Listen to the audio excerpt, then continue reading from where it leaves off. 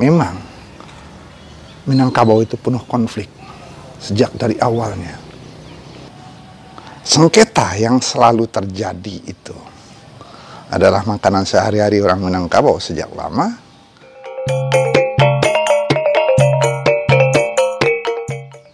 Assalamualaikum saudara. Kita akan bicarakan tentang sebuah term istilah yang sangat populer di Minangkabau. Namanya Sumpah Sati Bukit Marapalam atau Bai'ah Bukit Marapalam atau Perjanjian Bukit Marapalam atau Traktat Marapalam atau Peristiwa Marapalam. Ada 5 term istilah dikaitkan dengan Marapalam atau Bukit Marapalam. Kita akan sampaikan beberapa data, pendapat, catatan, dan tentu saja kritik terhadap semua itu dari sudut pandang sejarah dan sudut pandang Tambo. Saudara, kita mulai satu persatu. Saudara, kita mulai dari yang pertama. Ini mungkin catatan yang paling kuat. Syekh Sulaiman Ar-Rasuli atau Inyek Canduang tahun 1964 menulis sebuah buku Perdamaian Adat dan Syarak di Minangkabau. Kemudian ada seorang peneliti, Azwar Datuk Mangyang, mewawancarai beliau. Lalu ada catatan dalam tulisan Arab Melayu dari Inyek Canduang sendiri tentang peristiwa ini. Banyak catatan beliau, tapi intinya Azwar Datuk Mangyang yang mewawancarai Inyek Canduang menyimpulkan dalam makalahnya bahwa peristiwa Sumpah Sati Bukit Marapalam itu terjadi pada tahun 1644. Itu 40 tahun sebelum Syekh Burhanuddin memulai dakwahnya di Ulaan, di Tapakis, Pariaman. 230 tahun sesudah Anangga Warman, putra dari Aditya Warman, tahun 1415. Nah, menurut catatan Syekh Sulaiman Ar-Rasuli, Inyek Canduang, waktu itu belum ada idiom ABS-SBK, adat Basandi Syarak, Syarak Basandi Kitabullah. Yang ada baru Kato Pusako yang berbunyi adat Bapaneh Syarak Balinduang dan syarak mengatur adat memakai. Adat Bapaneh itu maksudnya tubuh. Tubuh itu adat. Syarak Balinduang itu, syarak itu jiwa. Itu menurut catatan Inyek Canduang. Saudara, catatan Inyek Canduang ini satu-satunya. Sayangnya itu tidak ada pendukung lain dari catatan lain atau buku lain. Dia tunggal pendapatnya. Tapi kita tahu Inyek Canduang tentu punya catatan dari nenek-neneknya, dari guru-gurunya. Dan Inyek Canduang adalah seorang ulama yang membela adat Minangkabau. Makanya judulnya Sumpah Sati Bukit Marapalam. Bagaimana peristiwanya? Peristiwa Sumpah Sati Bukit Marapalam itu, menurut Azwar Datuk Mangyang, Inyek Canduang mengatakan peristiwa di Bukit Marapalam itu terjadi tahun 1644 dengan berkumpulnya para tokoh dan ulama untuk membahas, para tokoh adat dengan ulama untuk membahas perselisihan antara kaum adat dan kaum agama. Di sanalah lahir Kato Pusako yang berbunyi bahwa adat itu adalah badan dan syarak itu adalah jiwa.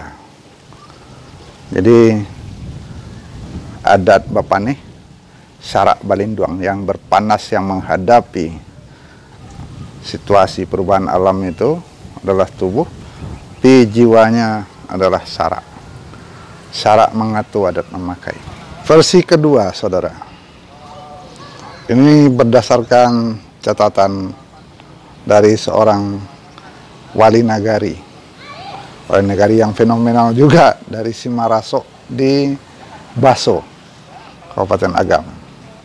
Beliau menjadi wali nagari dalam 2 periode yang terbentang jarak 40 tahun lebih. Tahun 1956 sampai tahun 1960 beliau jadi wali nagari di Simaraso, terlibat perang dengan pemerintah Soekarno. Beliau bagian dari PRRI. Tahun 2003 sampai 2007 beliau kembali menjadi wali nagari dalam usia yang sudah lanjut. Beliau adalah Haji Asbir Latif Datuk Rajo Mangkuto. Catatan beliau menarik bahwa peristiwa Marapalam itu bunyinya adalah Bai'ah Marapalam, dan itu menjadi undang-undang dasar kerajaan Pagarayu Darul Qorar. Begitu catatannya. Dia ada 2 tokoh penggeraknya, Tuanku Maharaja Sakti dan Datuk Bandaro Putiah dari Sungai Tarap. Pada bulan Syakban tahun 803 Hijriah atau bulan Maret tahun 1403 Masehi. Datanya lengkap sekali. Berkumpullah para tokoh adat dan tokoh ulama di Bukit Marapalam merumuskan cara untuk menyatukan kaum adat dan kaum agama. Lahirlah namanya Undang-Undang Dasar Minangkabau, Bai'ah Marapalam. Katanya Bai'ah, saudara. Dan banyak kosakata yang sangat Islami di sana. Bahkan pasal 1-nya dari 3 bab 12 pasal, pasal 1-nya berbunyi adat basandi syarak, syarak basandi kitabullah. Dalam urutan pasal-pasal itu banyak yang menarik, antara lain sampai pengaturan tambang emas. Tuanku Maharaja Sakti dikatakan sebagai orang yang sudah belajar Islam dari sebuah perguruan Islam di Barus. Nah, seorang penjelajah, Tom Pires, dalam bukunya yang terkenal Suma Oriental pada tahun 1412 mengatakan bahwa ada 3 raja di pedalaman Minangkabau. Ada tulisannya bahwa 3 raja tersebut baru 1 yang Islam, yang 2 lagi masih kafir, dan mereka selalu bertengkar, bahkan sering perang. Pernyataan itu bukan dari Tom Pires, tapi dari mereka yang dia temui itu, dari 3 raja itu. Itu catatan Tom Pires. Nah, jadi catatan Pak Haji Asbir Latif Datuk Raja Mangkuto memang penting, tapi karena dia catatan tunggal, kita tidak bisa mengkonfirmasinya kecuali dengan catatan yang lain. Jadi kalau beliau mengatakan pada tahun 1403 Masehi sudah ada kesepakatan, bahkan ada pembagian Rajo Tigo Selo, Rajo Alam, Rajo Adat, dan Rajo Ibadat. Catatan Tom Pires 1412 itu memberi data yang bertentangan. Perlu verifikasi catatan dari Bapak Haji Asbir. Menurut beliau, hasil Bai'ah Marapalam itu ditulis dan dibuat rangkap 7, kemudian dibawa ke nagari-nagari, dan itu menjadi rujukan untuk pemerintahan nagari, bahkan sampai kepada masa beliau tahun 1956. Itu menurut beliau. Sayang kita tidak punya verifikasi data yang lain. Dengan segala hormat kita kepada beliau, mungkin beliau bisa tunjukkan wali nagari lain yang juga punya catatan yang sama dengan beliau. Karena beliau adalah ketua Perwanes, Persatuan Wali Nagari Sumatera Tengah, ketika beliau berhadapan dengan tentara pusat dan beliau menjadi bagian dari PRRI. Oke, itu yang kedua, saudara. Pendapat ketiga menyatakan bahwa kesepakatan atau perjanjian Bukit Marapalam terjadi setelah Syekh Burhanuddin pulang dari Aceh Singkil. Jadi Syekh Burhanuddin mengunjungi kerajaan Pagaruyung, lalu mereka berunding untuk sama-sama mengakui eksistensi baik para ulama, mengakui eksistensi para tokoh adat, dan tokoh adat mengakui eksistensi para ulama. Dalam pendapat itu dinyatakan bahwa Raja Pagaruyung waktu itu, Ahmad Syah, sudah menganut Islam sekian generasi sebelumnya, sejak Sultan Alif. Akhir kesepakatan bahwa adat Basandi Sarak, Sarak Basandi adat, dua-duanya saling bersandikan begitu. Eksistensi dua-duanya berlaku. Data dari arsip pemerintahan Belanda, seorang regen di Padang namanya Jacob Pits yang selalu menulis surat ke VOC, dikatakan bahwa Sultan Ahmad Syah Zulkarnain itu sudah meninggal tahun 1674.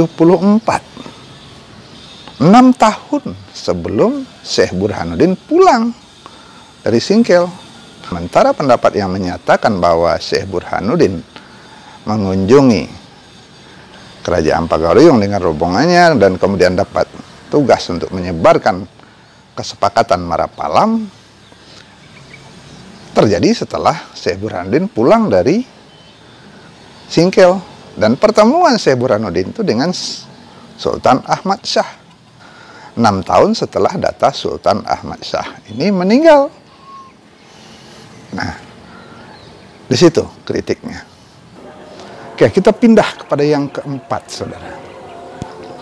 Yang keempat, ini versi yang bahasanya bisa kita tangkap langsung. Para peneliti mengatakan dengan nama traktat atau perjanjian.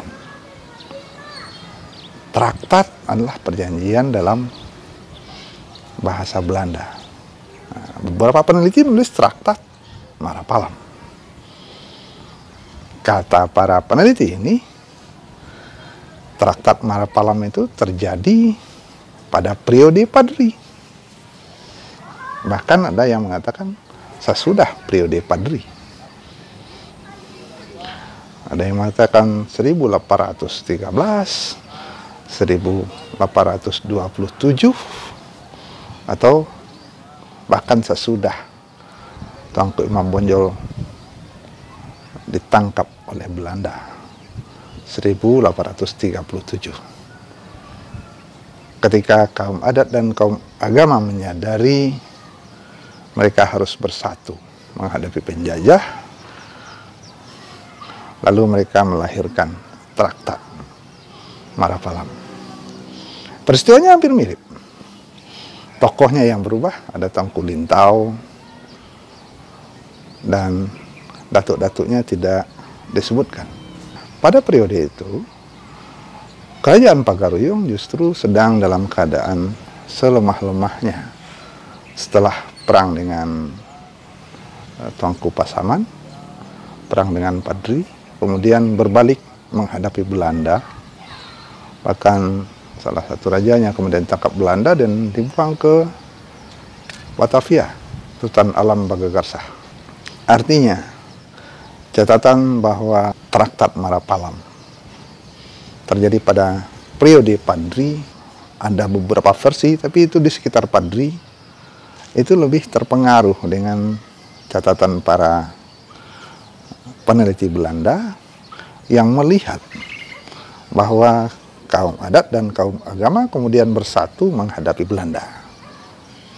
Kemudian yang kelima, ini bukan bicara tentang peristiwa kapan Bukit Marapalam, tapi dari arti kata Marapalam. Banyak guru adat, banyak pemikir adat mengatakan bahwa Marapalam bukan peristiwa di bukit itu, tapi adalah sebuah istilah untuk mengatakan terjadinya peristiwa marape alam Minangkabau. Merapatnya unsur-unsur di alam Minangkabau. Kenapa? Disadari bahwa sejak semula Minangkabau itu adalah wilayah penuh konflik, penuh pertentangan. Catatan Tom Pires tidak salah, saya pikir, ketika dia mengatakan 3 raja di pedalaman Sumatera itu selalu bertengkar. Pengakuan dari para raja itu. Dan sering berperang di antara mereka. Baru satu yang Islam, kata Tom Pires. Dan itu pengakuan dari 3 raja itu. Kita tidak tahu Tom Pires ini orang jujur atau tukang adu domba, tidak tahulah. Tapi sejarah menyatakan bahwa memang Minangkabau itu penuh konflik sejak dari awalnya. Kaum adat sangat mencintai Minangkabau. Dan mereka sudah merasa Islam sejak awal pendirian nagari, sejak Sri Maharaja Diraja abad ke-11 hadir. Dan Sri Maharaja Diraja yang menyuruh pendirian masjid dan balai adat. Saudara, ini pemandangan pagi hari. Matahari akan terbit. Baru jam 6 ini, saudara. Jadi kalau saya hadir ke tengah itu jadi backlighting dia. Nah, itu jadi kabur dia. Oke, saudara, kita simpulkan. Ada 5 ungkapan yang terkait dengan Marapalam. Yang pertama ada Sumpah Sati Bukit Marapalam. Ada yang mengatakan bahwa catatannya Canduang itu dibaca bukan Sumpah Sati, Sumpah Satya. Sumpah Satya Bukit Marapalam, yang menurut Nyek Canduang itu terjadi tahun 1644. Catatan tunggal, tapi beliau menulis di atas kertas segel. Sangat bertanggung jawab beliau tentang itu. Yang kedua, catatan dari Haji Asbir tentang Bai'ah Marapalam yang terjadi pada tahun 1403 Masehi. Yang ketiga, tentang pertemuan antara Syekh Burhanuddin dengan unsur kerajaan di Pagaruyung. Yang keempat, tentang penelitian, tentang tulisan para peneliti yang mengatakan bahwa ada perjanjian traktat di sekitar peristiwa-peristiwa Padri ketika kaum adat dan kaum agama bersepakat untuk menjalin kembali kebersamaan di Minangkabau. Itu dari catatan-catatan dalam versi atau pola sejarah. Tapi pola Tambo berpikir berbeda, saudara. Menurut para pemikir, para penutur Tambo, para guru adat, bahwa yang dikatakan dengan Marapalam itu adalah marapeknya alam Minangkabau. Marapeknya alam Minangkabau itu adalah kesadaran bahwa sejak awal Minangkabau ini berdiri, sejak 2 datuk memberikan 2 pola cara hidup bermasyarakat. Kelarasan Koto Piliang dari Datuk Ketumanggungan dan kelarasan Bodi Caniago dari Datuk Perpatiah dan Sabatang. Yang satu otokratis, yang satu demokratis, egaliter. Itu sudah terjadi konflik, persilangan pendapat. Dan situs Tambonya masih ada sampai sekarang, Batu Batikam. Satu di Limau, satu di Sungai Tarap. Ada 2, saudara. Bukti silang sengketa sejak awal Minangkabau berdiri. Dan silang sengketa itu terus berlanjut sampai terjadi perang Catatan Tom Pires mengatakan perang antara 3 raja. Kemudian perang antara kaum adat dan kaum agama itu terjadi sepanjang sejarah, bukan hanya di zaman Padri. Perang pemikiran pada awal abad 20 juga antara kaum tua dan kaum muda, itu kaum yang membela adat dan kaum yang ingin memperbaharui Islam. Sampai milenium ketiga, perang pendapat, silang sengketa pendapat itu tetap berlangsung. Tapi, ada tapinya saudara, dua-duanya mencintai Minangkabau. Yang merasa sebagai kaum adat sangat mencintai Minangkabau dan mereka merasa sudah Islam. Yang merasa kaum agama merasa sangat mencintai Minangkabau dan ingin Minangkabau itu murni Islamnya. Artinya saudara, kedua-duanya ingin menjadikan Minangkabau ideal seperti cita-cita ideal semula, dan silang sengketa itu merapatkan mereka. Dalam idiom Tambo dikatakan, basilang kayu dalam tungku disinan api makanya hidup. Jadi silang sengketa, perbedaan pendapat sampai perang sekalipun tidak memecah Minangkabau. Nah, itulah yang dikatakan merapi alam menurut para pemikir penutur Tambo, bahwa alam Minangkabau itu selalu berusaha merape, saling mencari pertemuan. Silang sengketa itu hanya dinamika. Kalau begitu, mana yang sejarah, kata Tambo, mana yang bukti?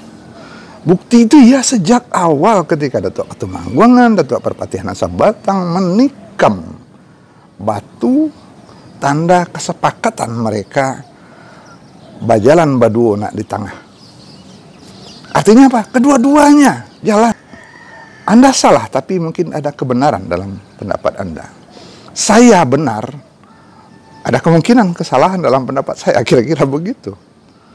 Jadi dua-duanya diterima.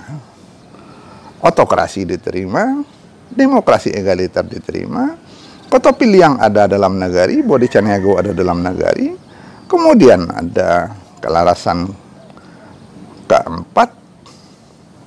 Kalau yang pertama itu, kalau larinan panjang itu sebelum lahirnya Kotopili yang Bodi Caniago. Yang kedua, ketiga itu Kotopili yang Bodi Caniago, otokrasi dan demokrasi. Yang keempat, larinan bunta, dua-duanya dipakai. Pisang si kale utan, pisang timbatu nan magata. Bodi Caniago-nya bukan, Kotopili yang hanya bunta. Itu berlaku untuk larinan panjang dan untuk larinan bunta, dua-duanya dipakai.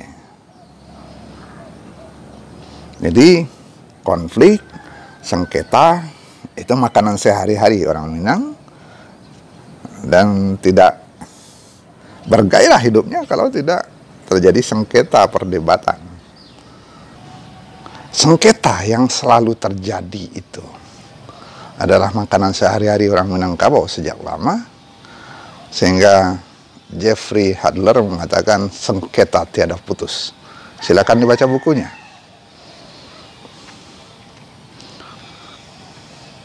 Minangkabau di Nagari itu jelas ada otokrasinya, ada tingkatan penghulu, ada tingkatan mamak dan penghulu.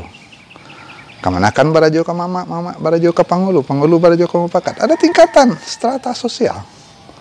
Tapi demokrasinya nyata. Kamanakan bisa membantah mamak, membantah mamak jadi tua, membantah penghulu jadi tua. Bahkan strata atau tingkatan sosial itu dalam kepemimpinan tidak berjarak yang terlalu jauh. Pemimpin itu hanya didahulukan selangkah, ditinggikan seranting. Tidak jauh, dekat sekali. Kultus individu tidak boleh. Ada mamangan adatnya. Tinggi kayu aro dilangkahi, rendah bilang-bilang disuruhi. Jadi saudara, dalam demokrasi Minangkabau akan terlihat nyata ada otokrasi dalam struktur masyarakatnya. Tapi sekaligus dalam otokrasi masyarakat Minangkabau sangat nyata demokratisnya.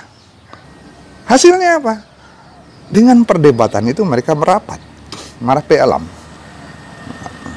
Dengan pernyataan itu, para penutur Tambo mengatakan mungkin saja terjadi kesepakatan antara tiga raja di tahun 1403 seperti yang dikatakan Bai'ah Marapalam. Mungkin saja terjadi Syekh Burhanuddin mengunjungi kerajaan untuk berdamai. Mungkin saja terjadi sesudah perang lelah berdarah-darah antara kaum adat dan kaum agama di zaman Padri, mereka kemudian merapat untuk saling bertemu, seperti bertemunya kaum tua dan kaum muda di tahun 1930-an ketika musyawarah ulama Minangkabau pertama. Sebelumnya mereka bertengkar habis-habisan, kemudian mereka bertemu dalam sebuah kongres. Jadi saudara, bagi para penutur Tambo, bagi pemikir Tambo, merapeknya alam itu terjadi sepanjang perjalanan Minangkabau sejak dari awal pendirian negari sampai saat ini di milenium ketiga. Begitu saudara. Jadi Marapalam bukan satu atau dua peristiwa di satu atau dua tempat, tapi sepanjang sejarah Minangkabau sejak awal sampai saat ini. Terima kasih. Assalamualaikum warahmatullahi wabarakatuh.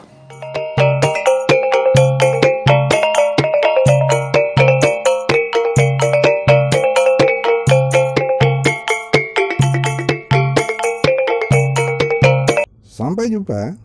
Jangan lupa subscribe dan share.